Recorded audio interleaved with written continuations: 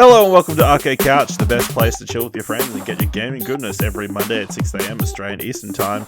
I'm Ashley Hobley. Joining me today on the couch, Ciaran Marchant. Hey, I'm here. It's been a long week. It's been a busy week, as we talked about on Between the Cushions, but I've stuck with it and I'm still here to record a podcast. Yes, Between the Cushions available on the Between the Cushion Arcade Couch Between the Cushions podcast feed 6 p.m. today, Australian Eastern Daylight Standard Time. It's not daylight savings time yet. Check that out. But yeah, just the two of us today here on the couch, spreading out. Quiet week. We've got a couple of news stories, including new Kirby, bunch of acquisitions, mergers, Ubisoft pulling games. It's been the random assortment of stuff. I'm gonna get set up here. You're about to set me up with this Ubisoft story. You're about to get me cancelled. Going to be we'll start pitchforks. Torch and pitchforks. Back on the 11th, let's just jump straight in. From GameIndustry.biz. So the original story: Ubisoft are listing Assassin's Creed Liberation HD and Silent Hunter 5 from Steam may render them unplayable, even players who already own them. As reported by PC Gamer, this follows announcements last week that the company would decommission online services in some of these older games from September, including Assassin's Creed Liberation and Silent Hunter 5. For both titles, in addition to online services being turned off, it also means that the installation and access to DLC will be unavailable, Ubisoft said at the time. The story was then clarified with Ubisoft has clarified that players who have purchased the affected titles will not lose access to the games. In a statement shared with IGN, the publisher said, as stated in our support article, only DLCs and online features will be affected by the upcoming decommissioning. Current owners of these games will still be able to access, play, or re-download them. Our teams are working with our partners to update this information across all storefronts and are also assessing all available options for players who will be impacted when this game's online services are decommissioned on September 1st, 2022. So yeah, kind of a non-story, poor messaging. But the I didn't even realize Liberation had like a massive online section. Yeah, because it had like the similar. I would say it had a similar PvP and like that kind of style of thing as Assassin's Creed 2 did, because I think that was part of Liberations was built on Assassin's Creed 3's kind of basis and foundations. So I think they were still doing online stuff back then with that. Isn't it Black Flag ripoff? I don't know. Oh, is it? No. No, because Liberations is about America. It's about Louisiana, isn't it? Or New Orleans? New Orleans. No, yeah, it's 3, comma, Liberation, so yeah, it must be. Yeah, so it's built off of edition. That was originally a PS Vita game, I want to say. It's either Vita or PSP. I think so, yeah. I think it's a Vita, because PSP is a bit earlier. Yes. It's one of those games, it's between that and Assassin's Creed Rogue. I've never played Liberations. I played Rogue. Rogue was very, very good. But I think, it's good that the games had an opportunity to succeed, like to be seen by more players who didn't own the original console it was on. At the same time, it would have had limitations because of that original foundation. So I don't think this is uncommon or unbelievable that they're doing this. I think it's much the same as, Capcom taking PT off the store, but then if you have PT downloaded, you're good. I think Liberations isn't going to be that bad. You'll still be able to download it. It's just a case of you won't be able to buy new copies of it. They're not going to release any more license keys. Yeah. I feel like it's one of those things, and especially this is a perfect example of a game that a lot of the people complaining about this or in uproar never bought the game.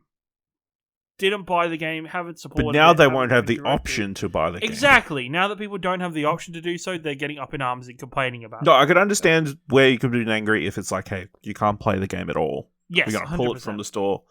You're not going to have any access to it, which is something I think one of the PlayStation stores are pulling some movies from their catalog that Mhm. even if you paid for it, you won't be able to watch them anymore. Yeah. But not the case here. Yeah, I think it's you know, and it's a valid criticism of digital media and digitalized the digital future is, you know, how do we maintain that we're always going to be able to use it? That's 100% understandable. I'm just yeah, I think it's very odd. Ubisoft itself is doing weird moves across the board at the moment. I think Ubisoft is just in a very odd spot where I feel like a lot of the free-to-play stuff or a lot of the stuff that it's tried to do as of late just hasn't paid off for itself. You know, I think the only big win I can think of Ubisoft in any recent is Assassin's Creed Valhalla. Yeah, it's just in a weird spot with it. I'm interested to see as we go forward with this with digital games and digital media now that we have some longevity in digital marketplaces and stores to see just how this goes down the track, because eventually it's going to get harder and harder to download things. Like, you know, store data isn't infinite. Yeah, it'll be interesting to see how it goes going forward. I'm still all about it. Still sell your collector's editions without the physical media. Fuck that. Why? No, I'm fine with if you want to sell a collector's edition. That's fine with no physical media. I'm okay with that. Don't include a steelbook. Yeah, don't include a steelbook unless you want to like. What's the point of having a steelbook with nothing in it? Well, it depends if it's a steelbook to put if they want something nice to put the piece of paper in. That's going to hold the code for you to unlock the game. Oh my, yeah, they want to make sure the piece of paper doesn't get ruined inside the box. Yeah, well, yes, or it's to present it nicely. It's all about presentation, because when you buy a collector's edition, you don't want a haphazardly thrown in piece of paper with your game code. You want like to open like a Zelda style chest and like the music to be like da da da da da, and like your code appears out of it. And you enter your code. I don't know. I don't think it's the end of the world. I think if there's a steelbook that they use to contain something else, like if they have like give us something to put in the steelbook. Yes, then. If there's something in the steelbook, like like the video game. Or no, it doesn't have to be the video game, or like a behind the scenes, or the soundtrack for the game, or something like that. Then yes, yeah, they're not going to give you a video game. They're going to give you a soundtrack on a CD. Hey, they could instead of a code for the soundtrack to play in a separate app. They could do. That's funny. I understand. I see your point, but still funny. I don't know. I feel like it's in a weird spot. Collected editions are. I think just sell the steelbook separately. Done. Yeah, I think the collected editions just have to pivot slightly. I think they just have to be smarter with how they put themselves together. No, because again, to clarify, I can understand why there is not a disc inside a collector's edition. It's because you want to cater to all the people who don't have a disc drive anymore. Yes, 100%. And then like, you know, instead of selling two versions of your collector's edition, a discless one and a disc one, you just like, no, we'll sell discless because everybody can put a code into their console. Also, then you have no choice but to keep the game. You can't resell it. Yeah. Which is... Actually, yeah, that's it. And I think that's a common thing, right? That's a scary thought, because obviously, you know, I'm sure we'll talk about it on Platt this week.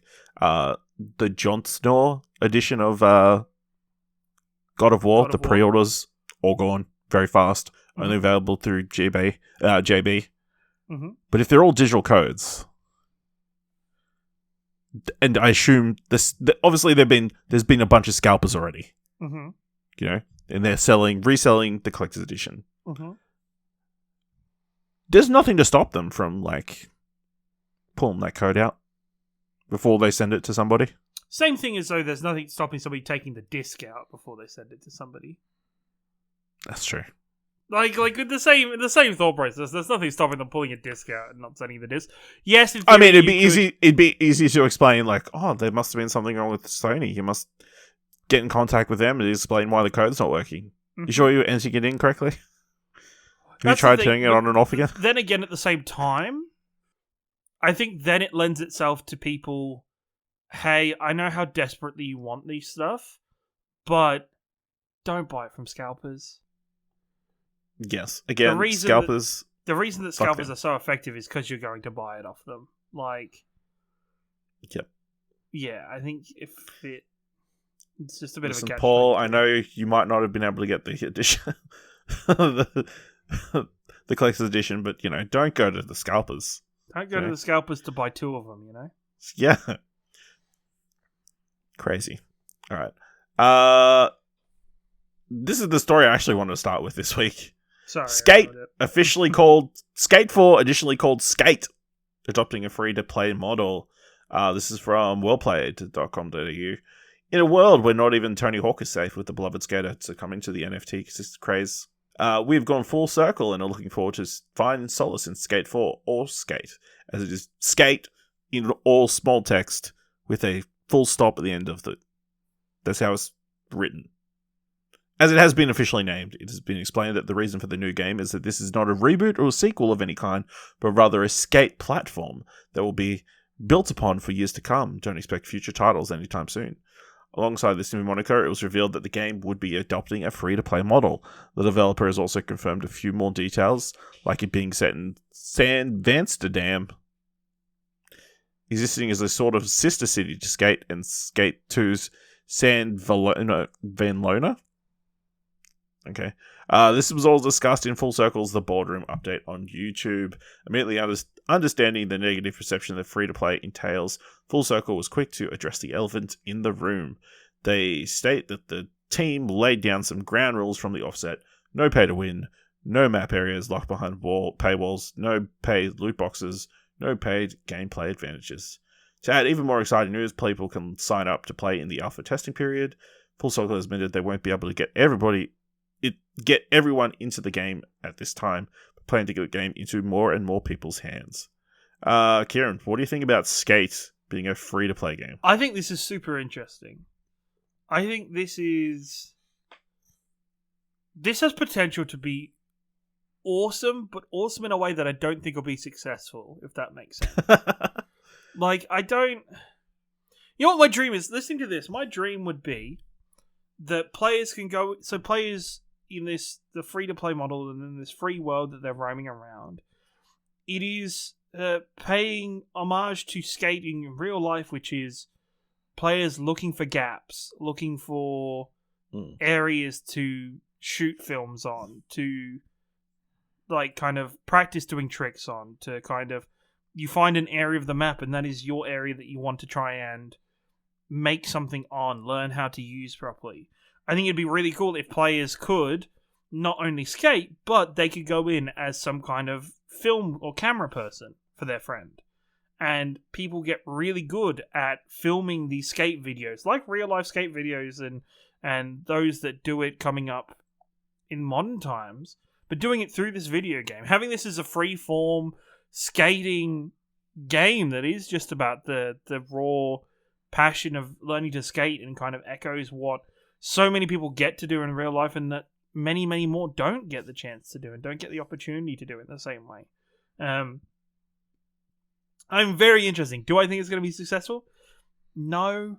But I still think it's going to have its community. It's going to have a great, solid community to it. And there's going to be a lot of potential from within the game. As long as they don't go overboard with, microtransactions or... I almost want to use the word gamifying the game, like making it too much about scores and missions and quests and whatever. Like, if they just keep it as raw and as stripped back as a skate game can be, I think it's got the potential to be really good. Yeah, I think it's interesting. I would not have thought of a skateboarding game as a platform to do a free-to-play model. Just because, how do you make your money off that? I guess it's through... probably cosmetics. Cosmetics? Like buying different boards, buying different clothing or outfits for your character. Yeah, but all of that you would assume would be licensed stuff. Mm-hmm. So it's like a percentage of that, I assume, would be paying for the license. The most important thing about the game, in my opinion. Yes. And I think this is the same for all skating games, the most important thing is going to be the soundtrack. Oh, yeah. I think it is 100% has to be... Do you think people would pay for, like, new soundtrack updates? Yes, I think they would. Or have a Battle Pass-like subscription, like you're paying for Spotify, for the game, where you are getting new soundtracks and stuff from it. I think that would work really well, to be honest. I think that would be pretty good. Yeah, because music is such a massive thing for these skateboarding games. It's like it's huge. I think I saw the meme that's going around at the moment is like, don't tell people off for learning about Kate Bush and Metallica from Stranger Things. Remember how we all learned about music from insert whatever thing. It's like insert Tony Hawk Pro Skater 2. What was crazy for me, and this shows my age a little bit, and I can't remember which Pro Skater it was now. It's a later Pro Skater. But growing up, my appreciation and love for the Foo Fighters, I'd always known about them and heard about them more because Dad and my sister listened to them growing up. But I remember there was one of the Tony Hawk Pro Skater games where Foo Fighters' Pretender was on that soundtrack. And I remember I loved that song so much in that game. There was sessions of me playing that game where I turned off every other song in the playlist. And I just listened to that song over and over and over again while playing that game. And it's, I think so many people have love and connection from different bands, especially from pop punk and kind of those alternative styles from the original Tony Hawk games. I think to leverage that and to use that in a positive way to grow more music for people, but also to support your game financially, I think it's a fantastic idea. Yeah, as long as, the artists are getting paid as well, which I assume they would be. 100%, yes. Yeah, I guess in my mind, this must be more like a GTA Online kind of thing, where they're going to have a city, and you're just going to be able to go around. Yep. And there will be certain points where you can have checkpoints and like have certain quest missions or... I'd love it if one of the coolest things about the original Skates was like, my favorite game mode from Skate was Horse. I loved Horse so much, and Horse was so cool because you could just naturally pick spots throughout the world. Like, you could run to a spot and be like, this is where this part of Horse or this round of Horse is going to take place. And then players would have to play around that. It wasn't always set locations or set areas. You could kind of like pick where you were going to do it and play it out that way. I think to have the ability to be anywhere on the map and to start a horse competition or to start something with your friends, I think would be so fucking cool. Would be so cool and so fun. I think the more freeform and the more naturally flowing Skate is as a game online, I think the better it is for players. Yeah, absolutely. And, any of these like skating movies that you see, it's like just your friends going around a city in skateboarding, If you can recapture that kind of experience in this game, I think, you could definitely succeed. But yeah, it's going to be how they were able to monetize the game, how much of a fan base they're able to capture. And obviously Skate's such a big name. People have been clamoring for it. There'll definitely be people there at day one willing to give it a shot. Mm-hmm. Especially, yeah. It's definitely going to have an initial player base. It's going to be whether it has the content there to keep players around. Yes, 100%. That's going to be the key. All right. Sticking on an EA outfit, Respawn could be working on an Apex Legends single-player game, according to job listings. This is also from Well Played. According to a recent job listing on Respawn Entertainment's career page, a single-player Apex Legends title might be in the works. As spotted by Dextero, the listing for a senior engines system engineer C++ mentions that as a senior systems engineer, Apex Universe first-person shooter incubation title, you will design, build, and maintain technology that enables the team to create engaging gameplay and fantastic experiences. The mention of a Apex Universe first-person shooter incubation title alone doesn't immediately confirm that the unannounced project is a single-player game, but numerous other listings on the page refer to a brand new Respawn single-player adventure that could well and truly be the same project. Sure, this could just be yet another game in the development of Respawn, as they're already working on Star Wars Jedi Survivor, while also providing support for Apex, but I don't think anyone would be surprised to see Apex branching out into the single-player space. Originally spinning off from Titanfall, Apex has grown in popularity to surpass its origin, so the mention of this new incubation title being set in the Apex universe rather than the Titanfall universe isn't too shocking. Though many would love to see Titanfall 3, it does seem more likely that Respawn would capitalize on the success of Apex moving forward. Ciaran, Respawn seem to be working on a million games at the moment, but do you see them working on an Apex single-player game? I'm confused. Is Titanfall's universe different to Apex's universe? No, it's the same universe, they're just calling it Apex now. That makes sense. I wouldn't be surprised if it was Titanfall 3 and then they just were incorporating more of Apex Legends characters into Titanfall. Like, I don't... No, nobody cares about Titanfall. Fuck off, nobody cares about Titanfall. Titanfall 2 was such an amazing game. I mean, I know, players still are playing Titanfall and Titanfall 2, so I mean... Like, yeah. I'd be surprised if they didn't. I'd be surprised if they didn't go back to Can Titanfall, you imagine if they did, if it was Titanfall 3 and they're calling it part of the Apex Legends universe? But I don't think that's a problem, though. I don't think that is a... To me personally, I don't see that as Titanfall came first, so the universe should be named after it. Where it's like, well, Iron Man came first, but we don't call it the fucking Iron Man cinematic universe, do we? We call it the Marvel one. Like, it's just Apex is just the larger, broader scoped term for it all. Is like the Titanfall is, if you want to go back to it now, Titanfall is recontextualized as Titanfall is an Apex Legends story.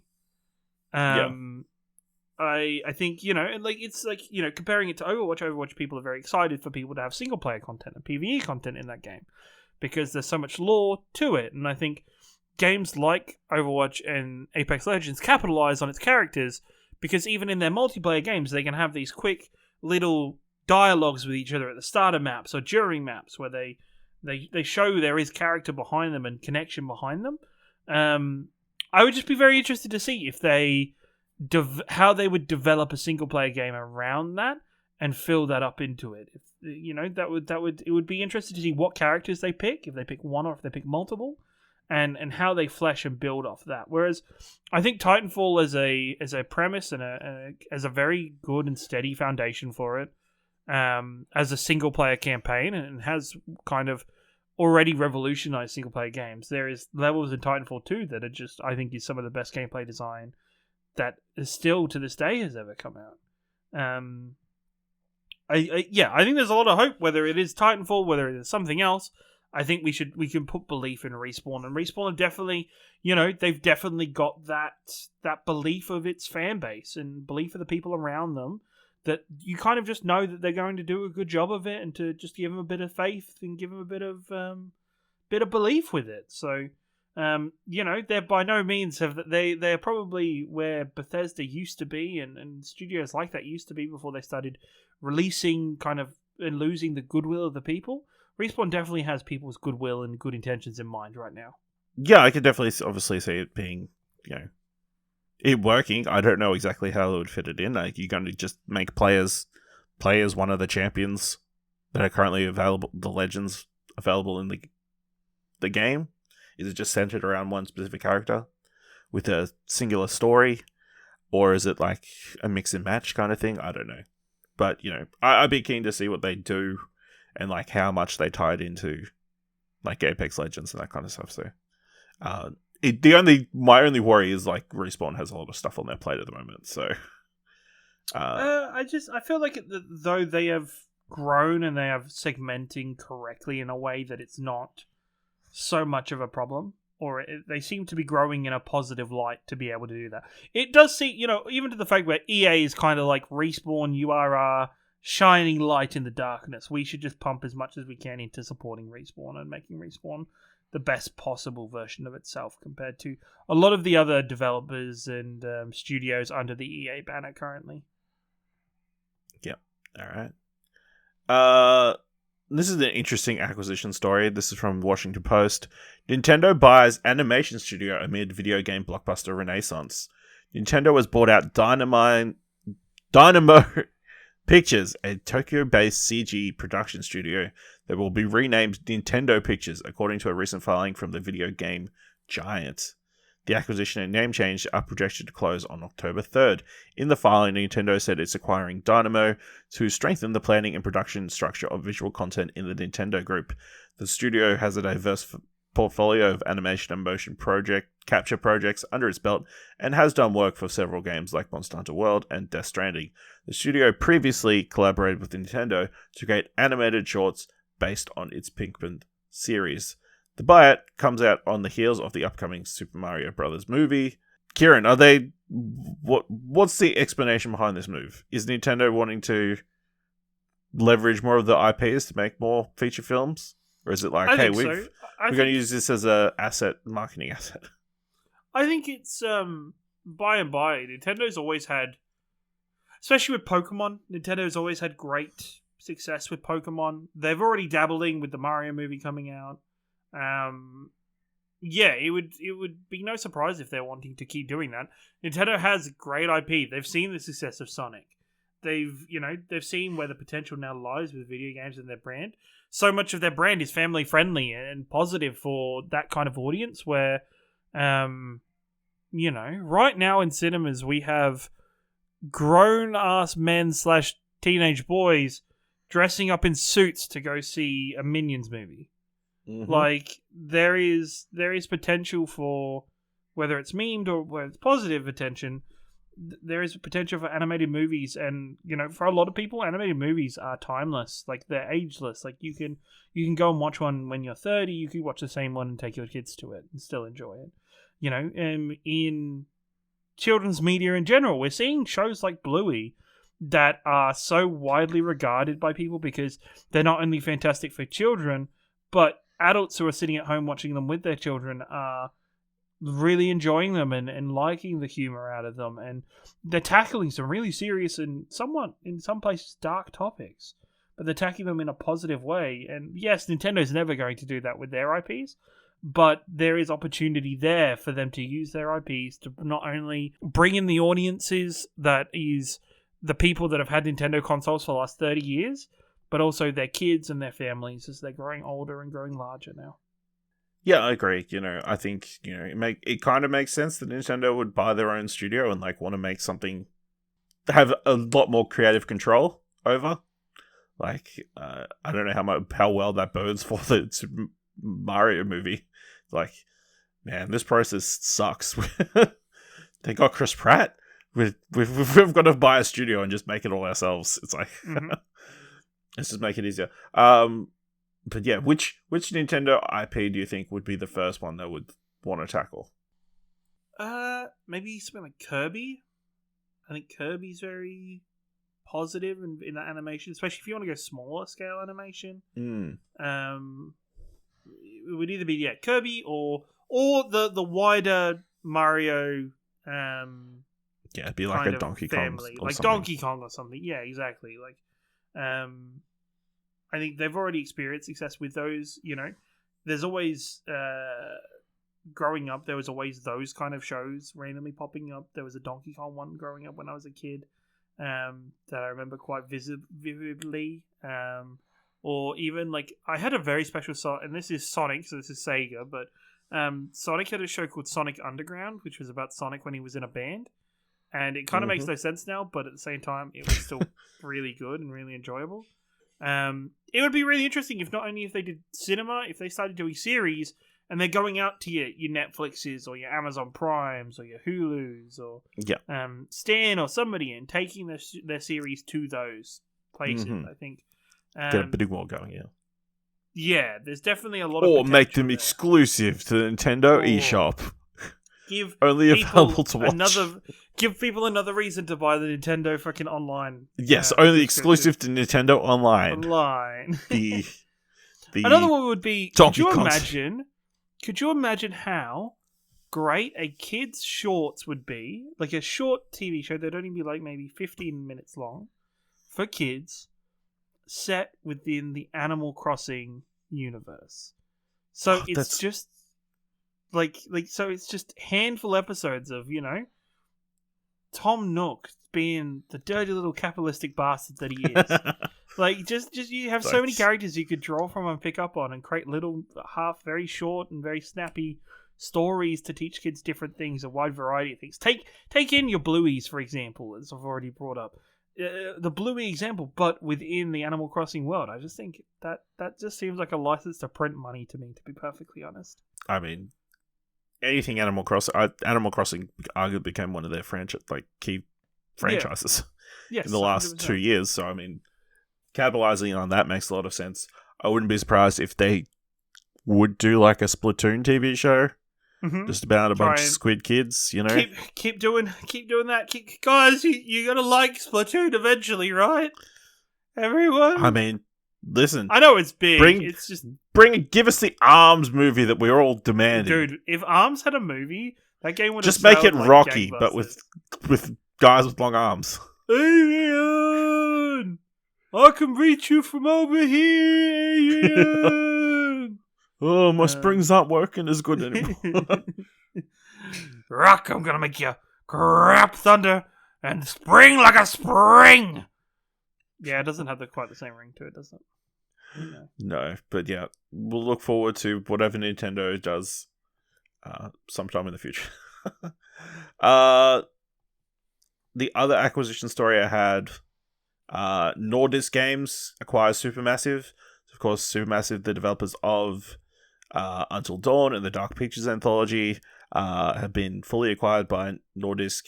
Nordisk previously had taken a 30.7% stake in Supermassive, but now they completely own that studio. It's been a little over a year. CEO and founder of Supermassive, Pete Samuels, says it's been a little over a year since Nordisk Games made an initial investment in Supermassive Games and our vision for the future. During that time, we found that we share a lot of important values with Mikkel and his team. We believe these values to be equally important to our existing commercial partners, who we will continue to support. On the good side, they're not being bought by any of the big 3 or 4 game companies that are buying everybody. So I guess that's good. But yeah, I guess it's good that, you know, Supermassive is going to have more support, like more backing, to hopefully make more games like The Quarry that people like, and less games like the Dark Anthology games that less people like. I think Supermassive have definitely gone through maybe a bit more soul searching. I think they tried to dabble in what they were doing with the they've kind of fallen into almost like a similar Telltale thing. Yes. Where they do that one thing. They do horror adventure stories, choose your own adventure stories. And they're kind of all the same. They kind of look all the same. Kind of all play the same. And then it's some are better than others. Yep. I think that's very fair. And it worked out so well for that for that team. I think, you know, hey, we could see another company running around in a Supermassive Games skin suit in a couple years' time after they got Hopefully really not. big. But no, I think they've done their work. They've been positive around it. I think they've grown. I think they do need maybe this, you know, Nordic coming in can help steer them into a better direction, or kind of find them a new avenue to go down. I think they're very good at what they do. I just think they need to find ways to improve and to diversify their gaming. Even to me, it isn't even the gameplay style doesn't bother me. I think the gameplay style is fine. I just think they need to shake up the stories they're telling and the effort that they're telling them with. Yeah, so I guess we'll see what happens with Supermassive next. I think they've got another Dark Pictures anthology title in the works, but then what's after that? Who knows? Final interesting acquisition story for this week. Ciaran, have you heard of the game Hurdle? No, I've not heard of the game. So it is It's one of Is several it like Wordle? yes, it's one of those several tangential Wordle like. Oh, Hurdle is like the music the one, music right? one. Like it's the... Yes. Okay. So, Yeah. music streaming platform Spotify has bought popular music guessing game Hurdle. I was about to ask and guess, did Spotify buy Yes. it? Because that makes a hell Yes, of a according to lot of Spotify, sense. the daily game, which sees players trying to guess the name of a song by listening to it in 1 second bursts, will be integrated into the main platform. The company said the look and feel of Hurdle will stay the same and it will remain free to play for all users. Players will also be able to listen to the daily song via Spotify after completing the round. You know what would be a really cool version of Hurdle? What? For like a Spotify version, if they use their own metrics and their own analytics for your account, if they make a more... if there's like the main Hurdle, but then there's also a more specific Hurdle for you. And a more customized Or Hurdle for you. give me Because... genre hurdles. Don't give me just Yeah, or one genre hurdle for a hurdles, day. Yeah. Or like, just let me do... Because that's the frustrating... I tried Hurdle a little bit. Yeah, I sucked. Until it got into like a couple days in a row where I just had no... It was either no fucking clue, or like the song they chose and the section of the song they had picked was just a terrible section to try and... Well, they don't want to guess make it what easy. was from. No. They don't want it but to at be the same oops, I time- did it again, and then she's singing oops, I did it again the first time. No, but like at the same time, you don't pick a section that's like, for the first like 10 seconds of it, it's like silence mixed with like a couple beats or something, like boom boom, and you're just like, what the fuck is this? Like, there's no way. And the other thing I think of with Hurdle, sometimes I need the... Sometimes I know the song, but I don't know what the fuck it's called or who sang it. Well, you Like, can I search can for, sing the song. you need to know at least one. You need to know roughly like where you're going with it, right? Like you need to... Yeah, I don't know how they solve that problem or anything. You just have to be better. Yeah. Yeah, well, true, fair enough. But yeah, I guess it's a good home. You know, Spotify obviously is going to put money into it. And then you'll legally be able to listen to the songs and everything. I imagine they'll have a wider catalogue of songs they could potentially pick. But I guess you don't want to go too niche, right? You have to be reasonably popular if you're going to do one. But yeah, that seems like a smart fit. And like, good for the people who like capitalized on the Wordle trend to cut with their spin-off and now cashing in. Just like the Wordle guy did with the New York Times. Kirby's Dream Buffet is a brand new eShop's exclusive party game coming this year, Press Start reports. If you thought that Kirby and the Forgotten Land was the only Kirby game coming this year, think again, because Nintendo just announced Kirby's Dream Buffet on its social media channels. This game is an eShop exclusive coming this winter that will see Kirby in 4-player battles consisting of 4 rounds where you go through obstacle-style courses, going bigger and bigger as each round goes in what appears to be a mix of Katamari and Super Monkey Ball. The game description is roll through a smorgasbord of food-themed stages in 4 rounds of 4-player fun as Kirby, who seems rounder than usual, race through delicious obstacle courses to collect strawberries as Kirby grows, then turn the tides of the final round, a fruity fight atop a floaty platform. Roll through delicious food-themed obstacle courses and 4-player matches, collect strawberries to grow bigger, and prepare for the final battle. Ciaran, did you watch the trailer for this? No. Let me tell you. It makes you hungry. Because it's all cake themed. Okay. And like frosting and stuff. Delicious. So it's like, yes, please. Does Kirby like eat the cake in like one big bite? Like, no. Because it's massive cakes. He's like he's like an ant to the cake. Kirby can but Kirby can eat a car. Let's just not go there. And he could let's just avoid getting in trouble with anybody about this cute game. I think it's clearly like going on the Mario Party Fall Guys kind of aesthetic and multiplayer kind of feel to it. They'll like shoehorn Kirby into any kind of genre of game. Look, it's cute.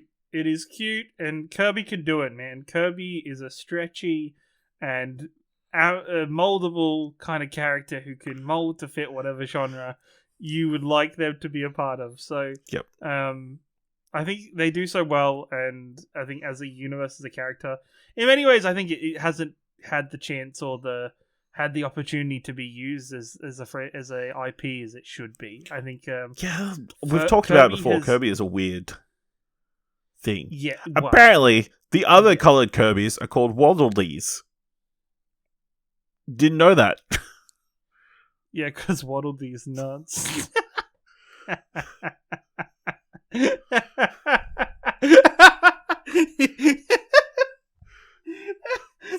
I don't know what to say to her. I just. So odds are this will be free to play, much like I think Kirby Fighters or something. There was definitely a fighting one that you could get last year. That was free to play as well. Mm-hmm. So, just overload of Kirby. So need more Kirby. This one's from Kotaku. Folks waiting for Xbox remaster of GoldenEye 007 may be waiting a little longer. The existence of the remaster of Rare's much-loved James Bond title GoldenEye 007 has pretty much been an open secret for a while now. There was the renewal of the trademark for the title, which is generally standard for companies wanting to keep their IPs in their possession, but then there was a case of Rare developers racking up achievements in the game, which led many to believe that the remaster is not only happening, but that it is playable. Where is it then? When can we expect GoldenEye 007 to be dropping onto modern consoles? Well, according to a report from Games Radar, the game may be held back from release for the foreseeable future. According to a tweet from VentureBeat's Jeff Grubb, the remaster of 007 is reportedly still in limbo because of the war, referencing the ongoing Russian invasion of Ukraine. After Grubb's tweet, an article from Eurogamer states that they also understand this to be accurate. Of course, the 1995 GoldenEye takes place before and after the fall of Soviet Union, the plot focusing on post-Cold War Russia. Russian military themes and settings from the film appear in the game, and fictional Russian General Urmov, as well as the nameless Russian soldiers, are available to play in GoldenEye 007's multiplayer mode. So considering there is a whole lot of Russian themes present in the game, it seems like Microsoft might be hesitant to release the title at the moment. Even Nintendo is holding back the release of Advance Wars 1+2 for the same reason, and that game doesn't even reference Russia. Ciaran, do you understand why they are not releasing GoldenEye 007? Yeah, I think so. I think it's the same thing as, it's a very similar thing to Top Gun this year, how Top Gun never mentions who the enemy is in either of the Top Guns. Like, just heavily implied and heavily suggested who the enemy is. I think it is, sadly with this kind of thing, it is very much a risk to do such a thing. Not even a case of just, not wanting to upset people, but these are the type of countries that have enough sway or enough power in other ways to kind of greatly affect companies that disrespect them or feel like they have used their name to get ahead. I think it's very, it's not really needed for them to push ahead with it or to make a game with those kind of characters being involved and those being featured very heavily.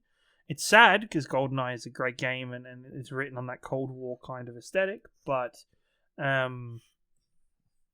think it is, sadly it is what it is in the current climate politically of the world. And, we don't need to be giving too much extra kind of whatever it is, publicity one way or another to any countries in that position currently. All right. The final news story I've got. Twitter has come out and released a bunch of different reports via their blog revolving around gaming. So in the first half of 2022, there were approximately 1.5 billion tweets about gaming, a record half following up a record year for gaming conversation in 2021.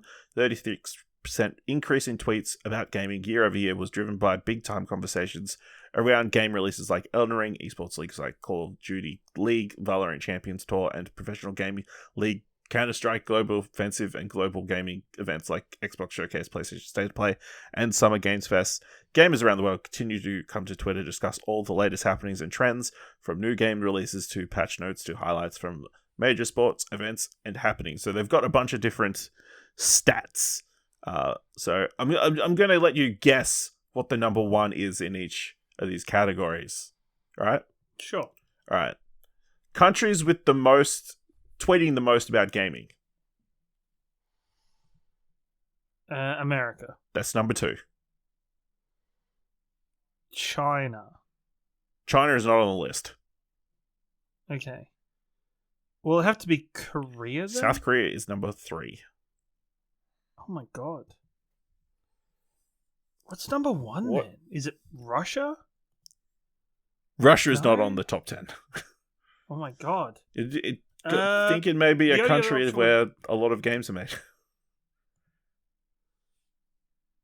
Where 2 of the 3 console makers are based. Well, I said America, didn't I? There's another country where they're based. Or originated. England? No. UK is 9.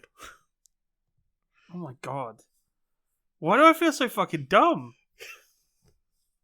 Oh, Japan. Japan is number 1, yes. There we go. I don't know why my brain was so fixated on Microsoft. Alright. Most tweeted about esports athlete.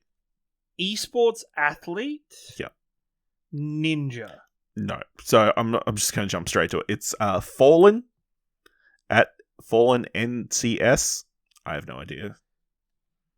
I think they must be CSGO they're a professional player. CSGO player. Yeah. So he's number 1. It's interesting if it's Fallen. I thought it'd be like simple if it was anything for CSGO. Fair enough. He's number 7. Okay. Yeah, so most tweeted about esports team. Would have to be either Team Solo Mid or Cloud9. Nope. Number 1 most tweeted about esports team is. Do you want another guess? Or is it FaZe? Nope. It's Loud Esports. What? Yeah. Who the fuck are they? They're a League of Legends team.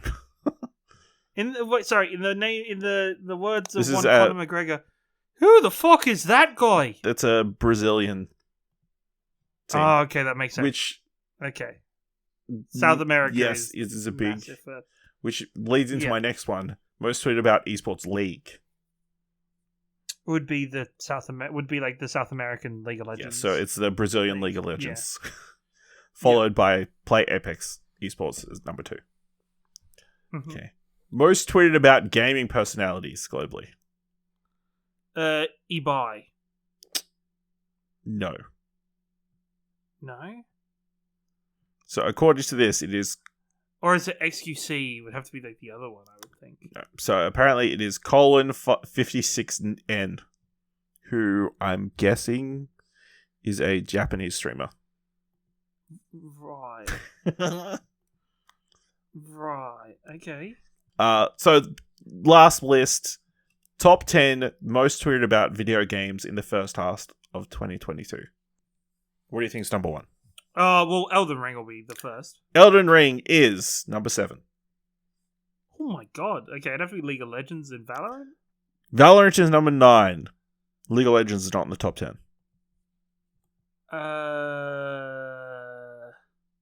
Like, it would be like something dumb like Genshin Impact. Genshin Impact is the number 1 most tweeted about video game. Oh my god. Ugh. It's Genshin Impact number 1. Wordle number 2. Ensemble Stars number 3, Final Fantasy number 4, Project Sakai number 5, Apex Legends number 6, Elden Ring number 7, Fate Grand Order number 8, and Valorant number 9, and The Legend of Zelda at number 10. Okay. Interesting. So yeah, people tweeting about non-important stuff all the time. Mm.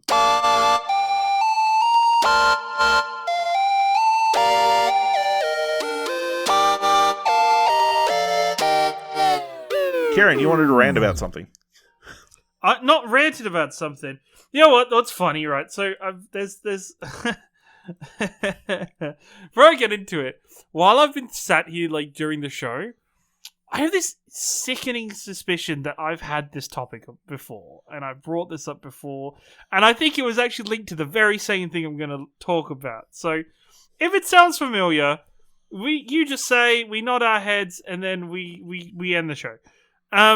But do you remember 12 months ago now, there was this thing about somebody rebuilding or remastering The Simpsons Hit and Run. Like, there was somebody who, like, a fan did a fan make version of Simpsons Hit and Run. No, I don't recall this. Okay. So, a creator called Rube recreated Simpsons Hit and Run in a week and remastered it, rebuilt the game. Mm-hmm. It was a fan project, was never anything. It wasn't until this afternoon, even before I was eating, before we started recording, popped on my YouTube, remaking Hit and Run by Rube, and I was like, okay. So it looks like at the moment this creator Rube is actually remastering the Simpsons Hit and Run, or remaking Simpsons Hit and Run in Unreal Engine 5, but is also beginning to change the game and alter the game. So his first objective with it is to make the whole thing an open world. So whereas the original Simpsons Hit and Run game was segmented into different levels where you played as different characters, he has, using a mod that somebody else has created, brought in and actually made the map into one large map.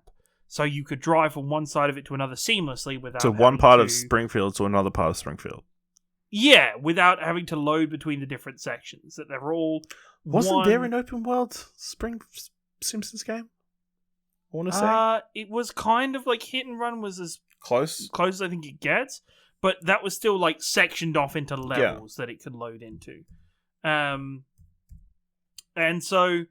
doing that, and then he started to incorporate different ideas, like a character swapping ability, like from GTA 5, where while you're playing as one character in the world, say Homer, you can switch and it does the same kind of zoom out a bit effect, and it zooms in another character and you take control of Marge or Apu or Lisa or Bart.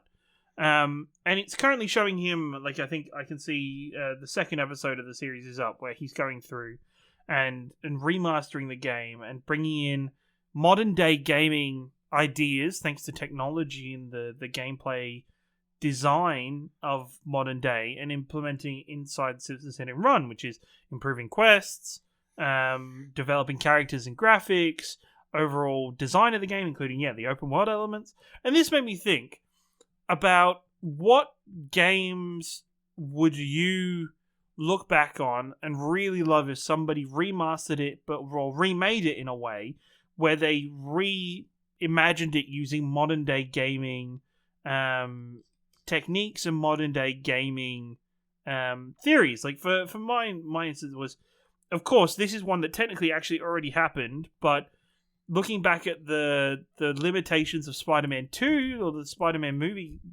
2 movie game, we did get that with Insomniac Spider-Man, but to look back and to see how if Spider-Man 2 had been implemented using the modern day implications of graphics and technology and power that our consoles have, it would be a much greater game and a much more interesting game. I think looking back at games like Fahrenheit and games like even, say more instances, rather put Fahrenheit on the back seat for a second, but like Hit and Run, like the original Jak and Daxter or Ratchet and Clank, or games that you could seamlessly make now without having to load into different worlds and have it be seamless worlds that you're moving through and exploring and changing. I think there's so much more opportunities, or different, like make a new NBA Jam game with the abilities of your NBA 2Ks, your more arcadey games. Skate is another instance of a skating game, like Tony Hawk being made with new modern day stuff. Are there any games that come to mind for you of original great games or games that you loved as a kid that you wish were remastered or remade using that? It's very much a commonality nowadays with Resident Evil 2 and the Resident Evil games systematically getting remade and remastered. We've also had Final Fantasy VII getting a full remake, which has changed the game fundamentally.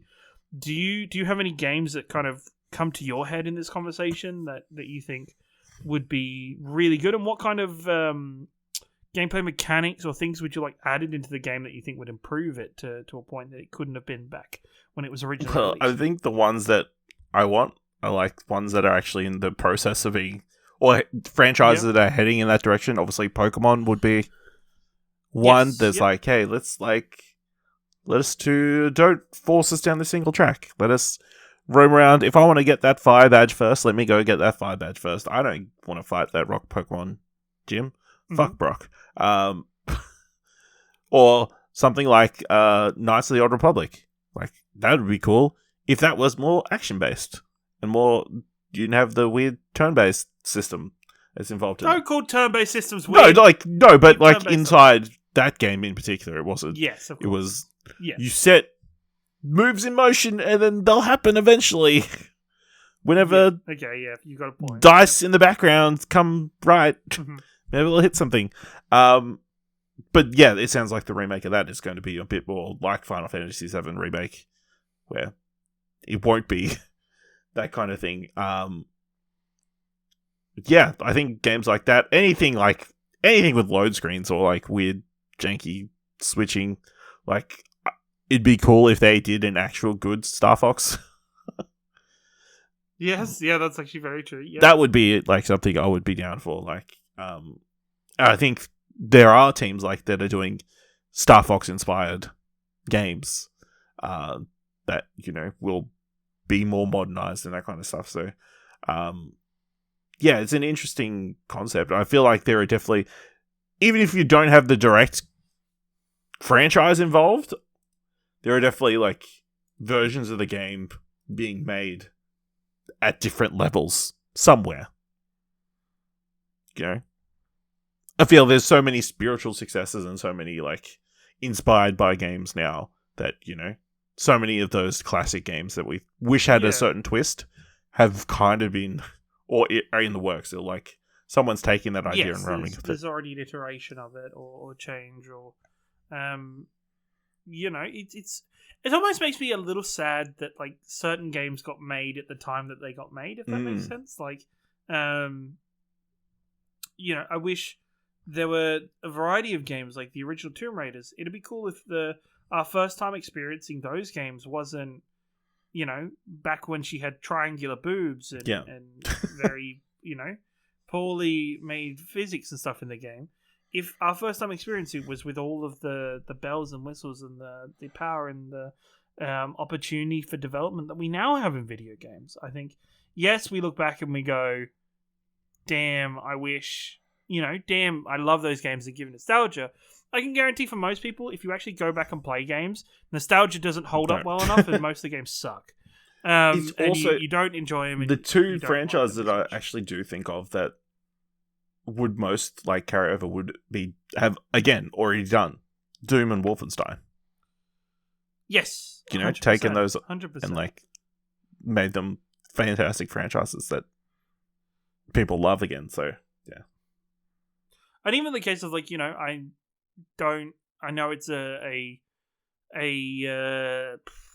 topically sticky IP because of all of the negative press and the shitty comments that have been made by J.K. Rowling, but like the original Harry Potter games, I fucking loved when I was a kid.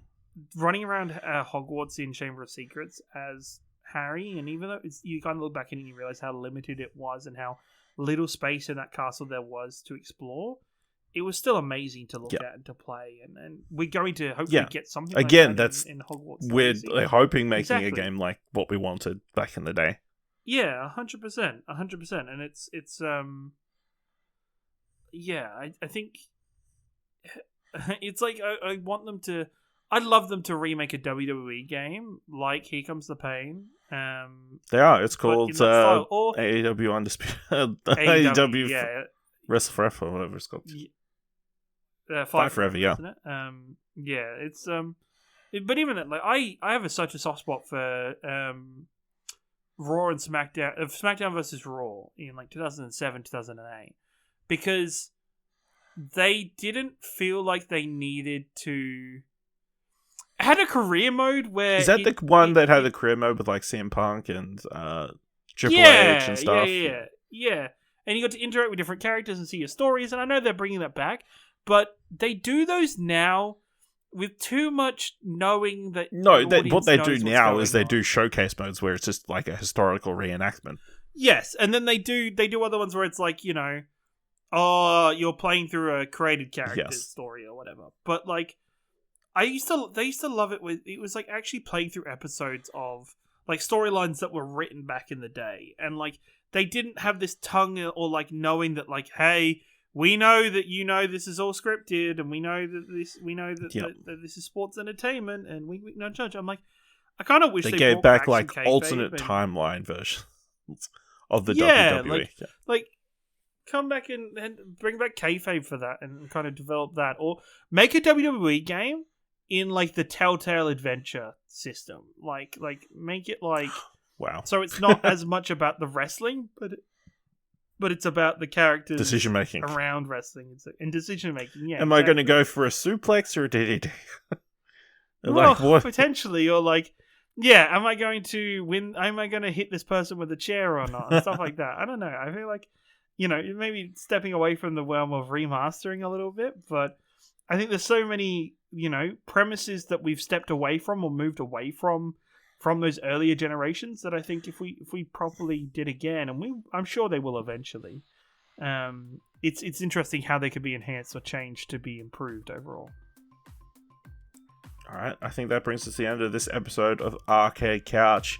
If you want to talk to us about anything we've been discussing on this episode, let us know what your thoughts are. Go to explosion.com/Twitter, or you can jump into our Discord at explosion.com/Discord. If you want to help us out here at Arcade Couch, leave us a review on Apple Podcasts or on Podchaser, or tell people about the show, or leave 5 stars anywhere you can leave 5 stars. And if you like this episode, Thor's worth $1, head on over to our Kofi page at explosion.com/support and buy us a coffee. Every little bit helps keep the lights and servers and other things here running at explosion.com. Thank you very much for listening. See you here next week, same time, same couch.